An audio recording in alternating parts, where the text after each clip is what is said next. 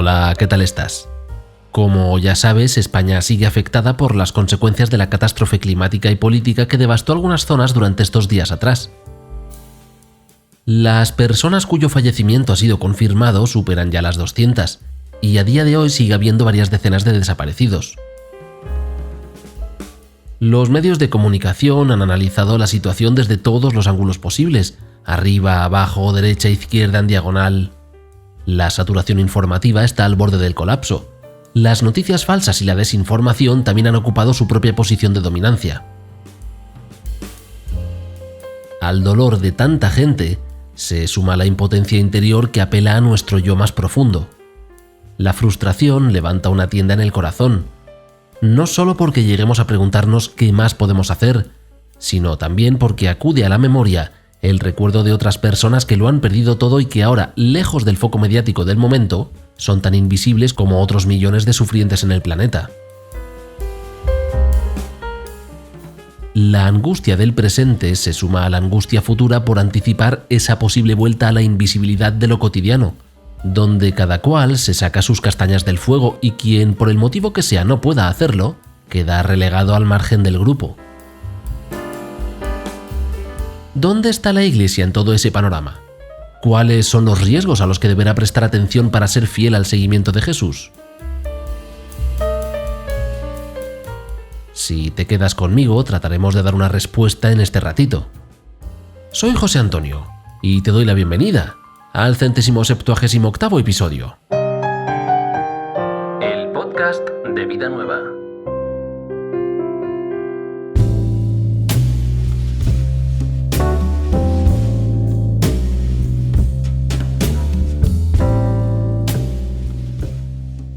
Desde que se tuvo conocimiento de la devastación causada por el fenómeno climatológico que ha ido recorriendo el este de España, la práctica totalidad de los medios de comunicación han centrado sus contenidos en el sufrimiento de las víctimas, el alcance material de la catástrofe o la solidaridad ciudadana.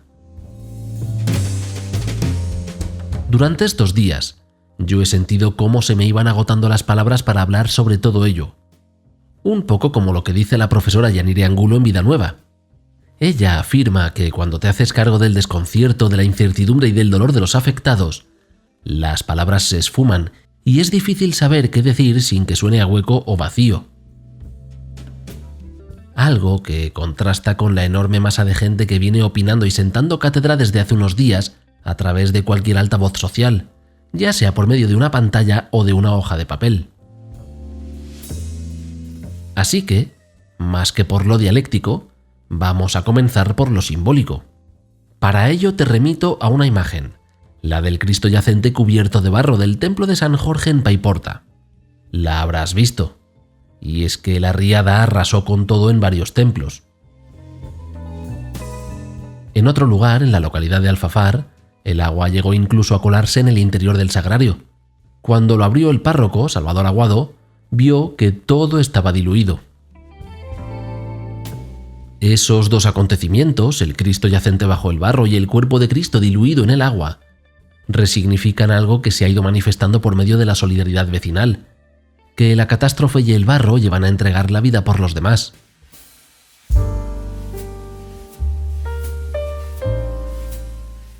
Este hecho traumático ha movilizado a cientos de miles de personas en todo el país.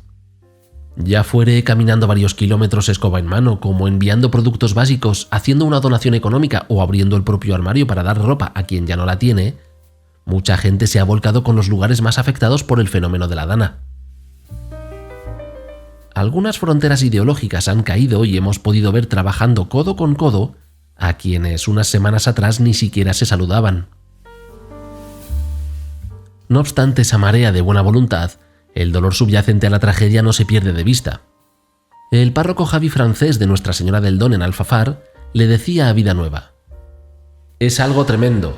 No hay palabras para describir lo que está sufriendo este pueblo. Hay gente que lo ha perdido absolutamente todo y ha visto cómo se derrumbaban sus casas y cómo fallecían sus familiares y vecinos.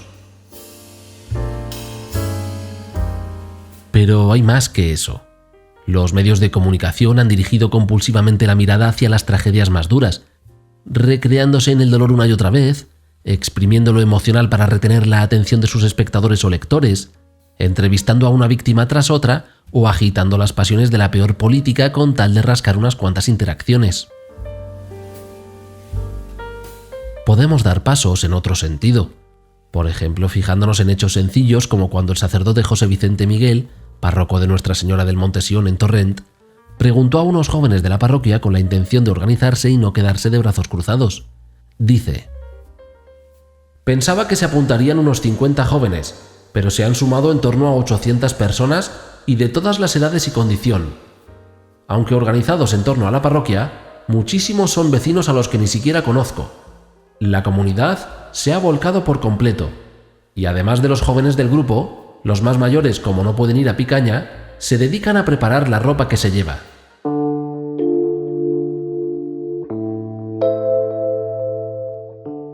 El impacto generado por una catástrofe de esta magnitud desencadena una amplia variedad de respuestas emocionales en la comunidad a la que afecta.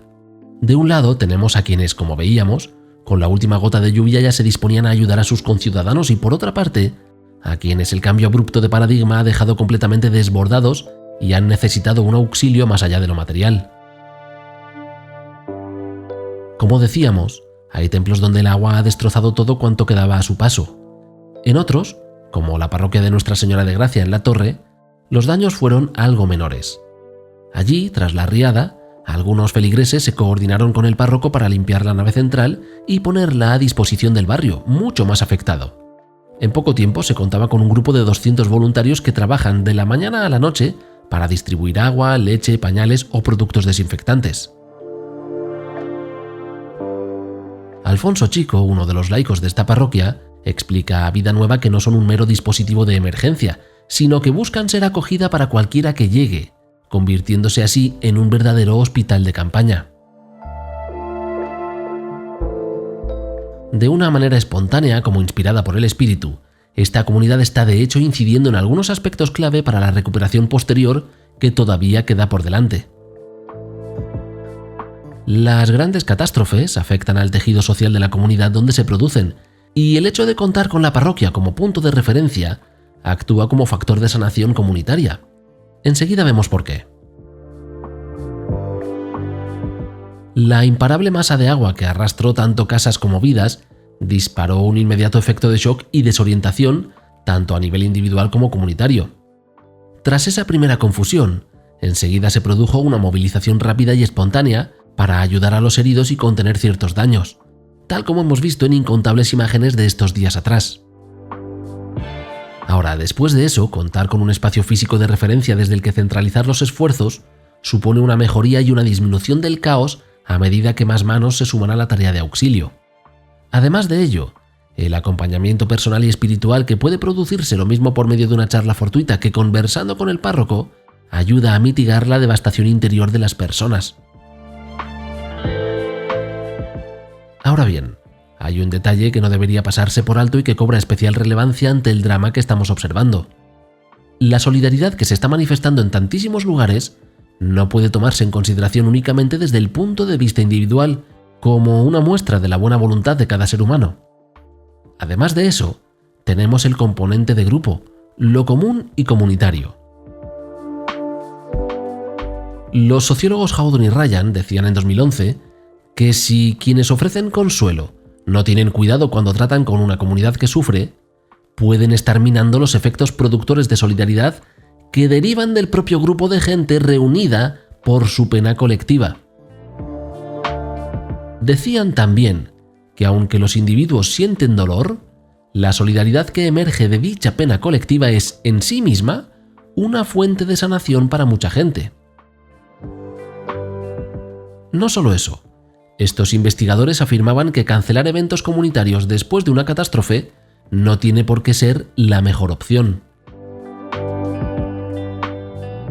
Evidentemente, hay que tener en cuenta que no todo el mundo puede o podrá continuar con su actividad cotidiana, y mucho menos en lugares donde la devastación material es tan grande.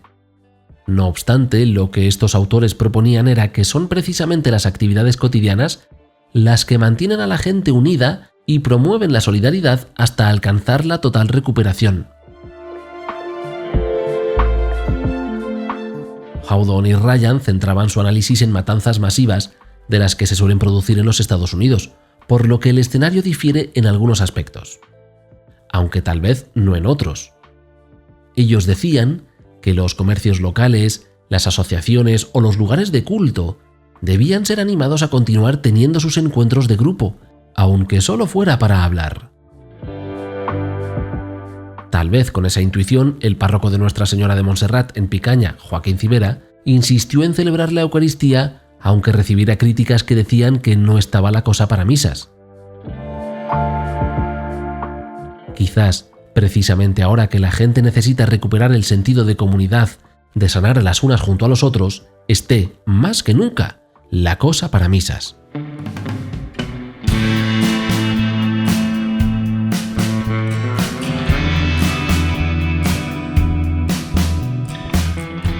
El número de Vida Nueva de esta semana cubre ampliamente los ámbitos donde la Iglesia se está haciendo presente en medio de todo cuanto se vive como consecuencia de la situación climática relacionada con la dana.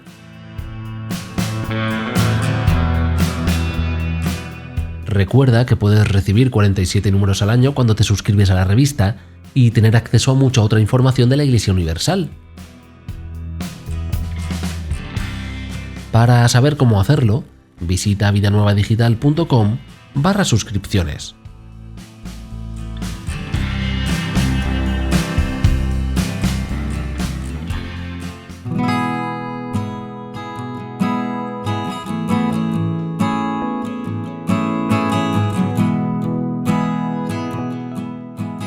En esta segunda parte del episodio, vamos a seguir explorando esa solidaridad que estamos viendo manifestarse por cientos de lugares de toda la geografía española. Decíamos justo ahora que no se debe perder de vista el elemento comunitario a la hora de tender una mano de acompañamiento o de escucha, ni tampoco despreciar el valor sanador que puede tener la pena compartida colectivamente, de la que, además, surge una solidaridad espontánea. La profesora de ética empresarial Mariana Fottacchi hacía en 2021 una radiografía a la noción misma de solidaridad e incidía en lo sugerido por otra autora acerca de que la solidaridad no debería basarse en ideas abstractas acerca del amor, la caridad, los valores culturales compartidos o la persecución de una asimilación identitaria, sino que tendría que estar fundada en la condición precaria de la vida humana, en el sentido de que la vulnerabilidad compartida puede llegar a actuar como fuente de empoderamiento personal, de crecimiento interior, si lo prefieres expresado de este modo.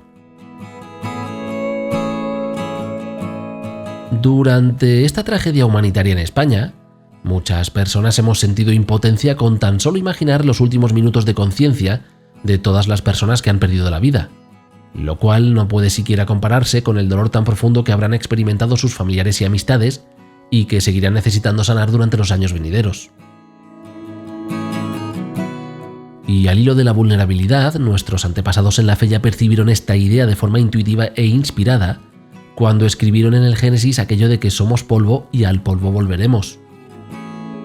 Un concepto tan utilizado como recurso lingüístico y artístico que puede haber perdido un poco su sentido original, la fragilidad del ser humano, y que además podemos relacionar con esa parte más simbólica con la que comenzábamos, la de un Cristo sepultado bajo el barro y su cuerpo diluido en la tromba de agua. Ahora, con algunas zonas ya resecas por el sol, el fango se transforma en tierra seca, en polvo, y cobra más sentido esa idea de compartir la finitud corporal que nos devuelve al suelo. La idea de Mariana Fottacchi y otras autoras de resituar el foco desde el que surge la solidaridad tiene por objeto hacerla más extensiva, con independencia de cuestiones culturales, morales o de desviaciones éticas. Fottacchi afirma que el futuro de nuestras sociedades puede decidirse por el significado que le damos ahora a la solidaridad, basándola en definiciones estrechas que nos dividen en categorías de sujetos que la merecen, o bien en una noción de interdependencia sin la cual ninguna forma de vida es posible. Ofreciendo protección, valoramos las vidas de los desprotegidos como iguales a la nuestra y aceptamos su vulnerabilidad como la nuestra propia. Una reciprocidad que se parece bastante al amarás a tu prójimo como a ti mismo.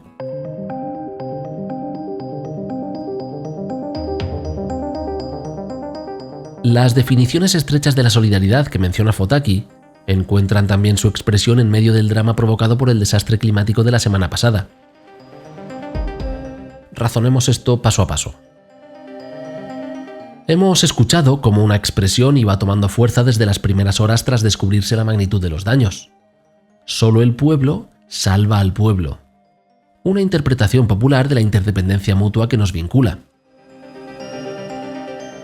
Ahora bien, con el paso de los días, hemos ido escuchándola en entornos que cada vez más se iban distanciando entre sí. Por ejemplo, asociaciones que solicitaban la recogida de víveres y productos de higiene y señalamientos públicos en contra de estas asociaciones acerca de la falta de ética de dichos grupos por repartir tales bienes solo entre determinados grupos de la población, dejando al resto a su suerte. Y tanto unos como otros blandiendo como propia la expresión de solo el pueblo salva al pueblo. Siguiente paso. La palabra solidaridad deriva del latín. En el derecho romano existía algo llamado obligatio insolidum, la obligación de responder legalmente entre los miembros de un grupo de deudores. Con ese sentido, la Enciclopedia francesa incorporó la palabra solidarité en 1765 y más tarde también lo hizo el Código Civil de Napoleón. Hacia 1840 el término fue adoptado en alemán e inglés y comenzó a adoptar ciertos matices políticos. Por su parte, el sociólogo Emil Durkheim utilizaba la palabra como parte de su terminología básica y a partir de ahí comenzó a expandirse globalmente con el significado de apoyo mutuo bajo el eslogan de uno para todos y todos para uno, que seguro has escuchado en más de un lugar. Luego, mucho más tarde de eso, los soviéticos se apropiaron de la palabra solidaridad para la celebración del Día de la URSS, lo mismo que algunos movimientos internacionales que también la utilizaron. En medio de todo ese contexto, llega a la Iglesia Católica y traduce de nuevo la palabra al latín, incorporándola a los textos que forman parte del magisterio social. Otro pasito más. Precisamente por ese uso tan extendido, cada cual contextualizando su significado en función de los intereses del propio grupo, hay muchos autores que consideran que la solidaridad es un término con demasiada carga ideológica, muy flexible y de uso controvertido. Y eso nos lleva directamente a un tema muy complicado del que hablar. Seguimos dando pasos para que el razonamiento tenga sentido. Tras el paso de la Dana, tal ha sido la afluencia de donaciones de alimentación y productos de higiene que tanto Cáritas como el Banco de Alimentos han pedido que no se realicen más envíos porque no hay espacio físico para su correcto almacenaje. Afirman que es preferible la colaboración económica. Rosa García, directora de Cáritas Albacete, se lo decía así a Vida Nueva. Va a costar mucho salir adelante. Desde el primer día, la solidaridad ha sido tremenda y nos han llegado toneladas de ropa y alimentos. Pero ya estamos colapsados y el que nos lleguen camiones con esta ayuda material nos supone incluso un problema, pues no tenemos dónde almacenarlo. Pido a la gente que confíe en Cáritas y no nos manden nada en especie. Hay que tener tranquilidad y saber que se pedirá lo que se necesite. Ahora, el mejor modo de colaborar es con fondos económicos a la campaña de Cáritas Española para la emergencia.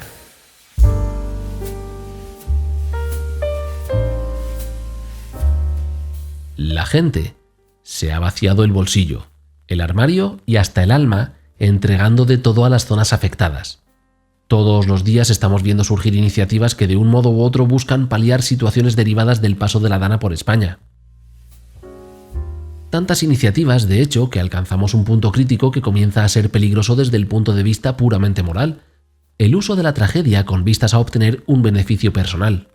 La solidaridad entendida como una transacción en la que a cambio de la ayuda proporcionada se recibe cierto reconocimiento que más tarde puede convertirse en algo tangible a nivel económico. Libros vendidos cuya recaudación irá destinada a los afectados por la Dana, consultas psicológicas que prevén la incorporación a largo plazo a la base de clientes. Tanta buena voluntad mezclada indistintamente con aspectos del modelo económico mayoritario, donde hasta el saludo es una moneda de cambio. Muchas de estas iniciativas caen en el grupo de definiciones estrechas de la solidaridad que señalaba Mariana Fotaki, dado que persiguen el bienestar de un grupo concreto de la población, ya sea la asociación X o la familia R. Es la lucha del individuo por sacar la cabeza para respirar en una turba que pelea entre sí por las migajas del mundo. La opción eclesial es otra.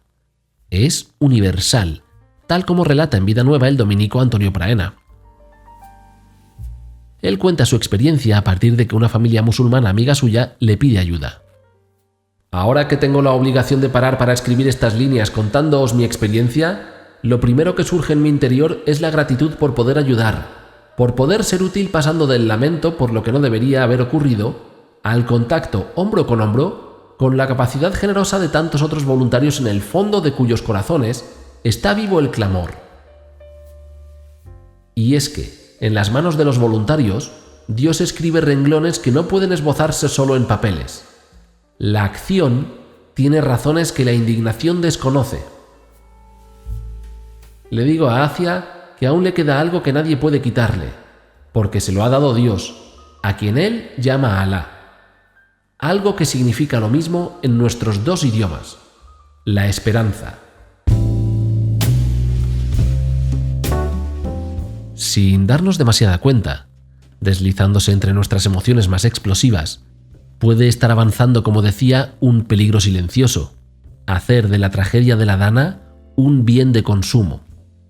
Elaborar un logotipo o elegir una imagen definitoria, producir objetos que lo muestren, fomentar el turismo relacionado con la muerte. Y es que esto en realidad existe bajo el término de tanatoturismo, y la comercialización de este tipo de viajes suele estar asociado a la venta de recuerdos kitsch, de mal gusto si el término te resulta ajeno. Aunque creas que esto es algo descabellado, sucede en la vida real. Es la mercantilización en un tipo de turismo oscuro que busca viajar a lugares donde se han producido tragedias. Las localidades de Valencia y los demás lugares afectados van a necesitar ser visitados, pero por la belleza que contienen en sí mismos, y no por los cadáveres, las pérdidas o el sufrimiento que el agua trajo consigo. Philip Stone y Alex Grevenar de la Universidad de Lancashire en Reino Unido trabajan específicamente investigando el turismo oscuro y afirman que la turistificación de entornos de muerte hunde sus raíces en el placemaking, en la idea de proporcionar un valor específico o una connotación a un espacio con tal de convertirlo en un lugar significativo, como por ejemplo la Zona Cero de Nueva York, el lugar de los genocidios en Ruanda o Auschwitz-Birkenau.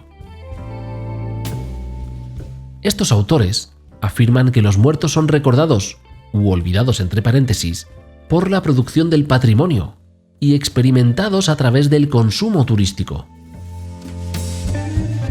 Con el tiempo, surgen incluso tiendas donde comprar un recuerdo para llevar a casa.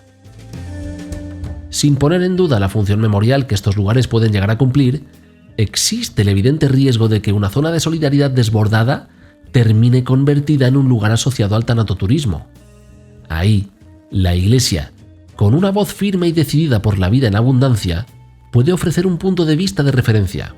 Un hospital ya no solo de campaña, sino también con la mirada puesta en el largo plazo, para proteger la memoria de las personas fallecidas, para que esas barreras ideológicas que dividían a las personas y que fueron derribadas por el agua no sean levantadas de nuevo, a base de una mala política, de una mala solidaridad.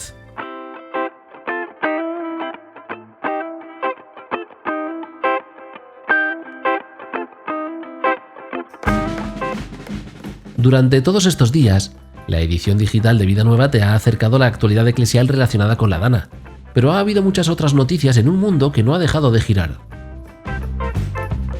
Ayer, por ejemplo, leíamos que el gobierno de España parece dispuesto a incrementar el sueldo de los profesores en los colegios de la Iglesia. También cómo la Arquidiócesis de México ha comenzado a acompañar a los sobrevivientes de suicidio. O también lo agradecido que se siente el excomulgado Vigañó tras la victoria electoral de Donald Trump.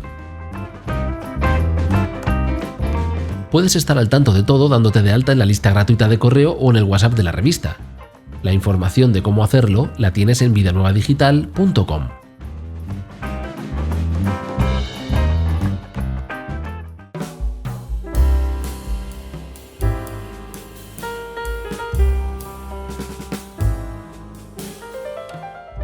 Llegamos al final del episodio. Recuerda que en el número de la revista de esta semana se pone nombre y apellidos a los incontables gestos de solidaridad que hemos ido mencionando hasta ahora. Un reportaje en profundidad que muestra la apuesta decidida de la Iglesia por estar no solo del lado de quien más sufre, sino de hecho a su mismo lado. Aún con la carga de dolor que lleva la tragedia, espero que te haya gustado el episodio. Si es así, considera compartirlo con quien creas que puede necesitar escucharlo. Me despido. Mis disculpas por esta voz de resfriado y muchas gracias por quedarte conmigo todo este rato. Te deseo una feliz semana. Nos escuchamos en 7 días. El podcast de Vida Nueva.